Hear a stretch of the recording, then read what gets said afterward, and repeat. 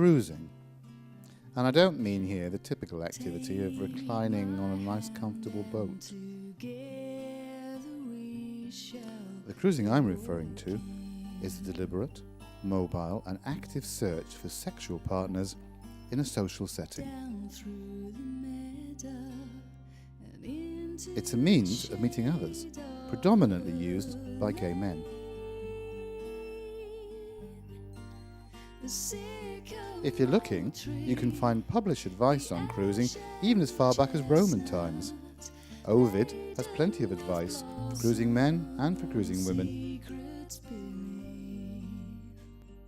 Cruising is normally a brief search for a one-time sex partner, or trick as it's referred to.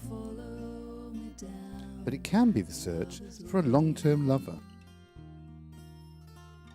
It's about finding any excuse to introduce yourself to a stranger, using many of the techniques historically used by prostitutes when approaching clients.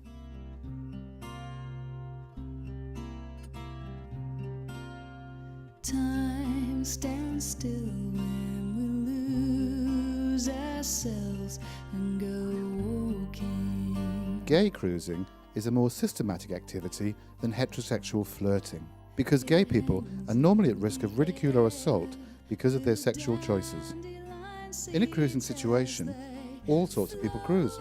Posh totty, rough trade, twinks and bears, the bright, the thick, all classes, all cultures, all ages of gay men cruise. It is the original melting pot. Cruising takes place anywhere and everywhere it can. For those interested in more overt cruising, the great outdoors is essential. So how does one go about cruising? Well, watch, and you shall certainly learn. One can cruise on foot, by car, or even on rollerblades, along the seafront, public parks, even skipping, if you don't want to be too discreet.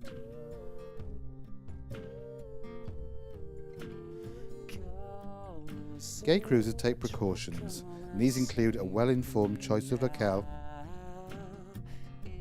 ease of entry, and of exit.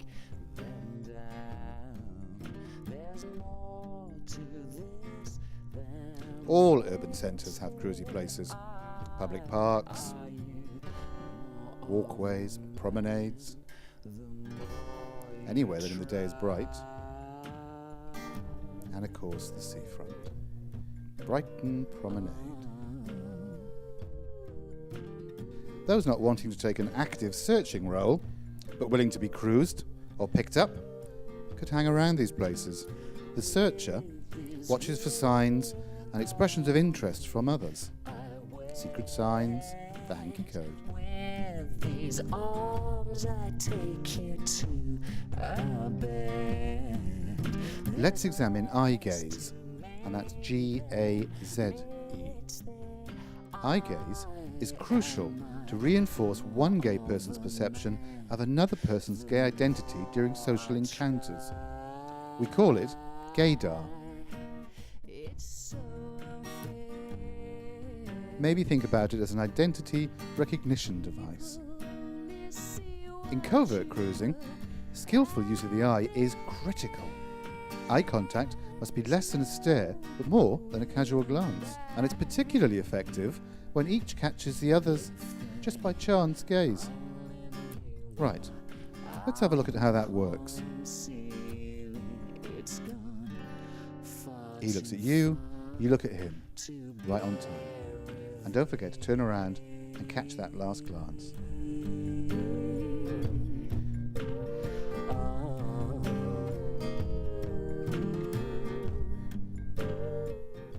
Glances, clothing, codes, it all helps in the pickup. So come and get me if you think you can. I'm the victor, I'm no common man. there's more to life than women say. I am more of a man than you'll ever need. So judge this book by just its cover. Cruising's moved into the straight world now. Cruising happens everywhere, with all genders. You pick up, you go out, you pull. It's all about attraction. And attraction's all about seeing something you like, fixing your eye on it.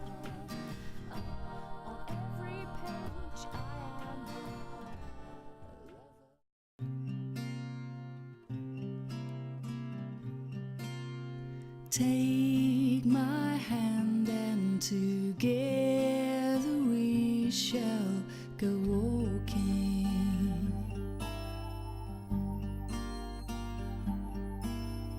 down through the meadow and into the shade of the lane. The sycamore tree, the ash and the chestnut, laden with blossom. See